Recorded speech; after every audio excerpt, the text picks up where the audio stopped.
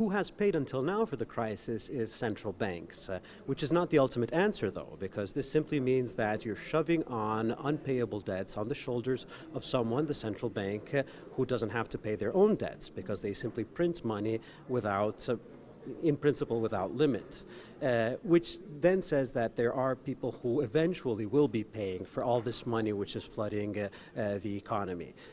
You can pay in terms of inflation because eventually prices go up. You pay in terms of asset bubbles if the prices that are going up are not consumer goods but are financial assets. You pay in terms of exchange rate wars and competitive devaluations. You pay in terms of even foodstuff crisis when the price is going up or prices of foodstuff. So the problem is that who pays is undetermined. But I have to follow up on that. Maybe it is determined because who paid was the 44 million people, more people who went into poverty, who went into extreme poverty. Who paid is the grandmother and grandfather who wanted to have their retirement. So can you speak to me a little bit about the individual or maybe the poorest people who paid?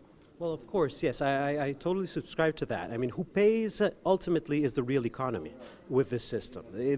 We pay in terms of increasing detachment of the financial world from the real economy. And so we have people out of work, we have a growing divergence in the distribution of wealth and of income. We have global imbalances, we have tensions, social tensions, political tensions. We have commercial wars, and so, of course, this is creating a lot of trouble worldwide. And then my final question, do you agree that the problem we heard yesterday is not necessarily the financial market problem, but really a problem of moral responsibility, as you even put it yourself today?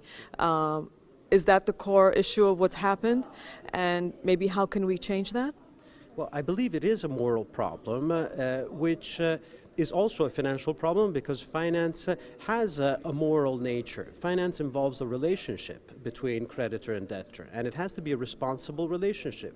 What makes it responsible is the fact that both creditor and debtor are measured on the possibility of making the repayment possible. You don't have to lend. I mean, this is the problem of the system. We have moved from a system until the crisis broke out where money was available for anyone, regardless of the merit and of responsibility. Today, money is there for no one, whether you are responsible or whether you have the merits or not. So we have to go back to a financial system which is moral in the sense of responsible. And do you think the governments that we have today are capable of doing that? Because it will take a leadership from the governments, don't you think? Or maybe not, I don't know. You tell me. Well, yes, it takes a leadership from governments. It takes a certain degree of coordination between governments. I think that we are starting to discuss these issues. They are starting to come to the fore, and I think it is a merit of conventions like this to raise the problems and to bring public attention on them.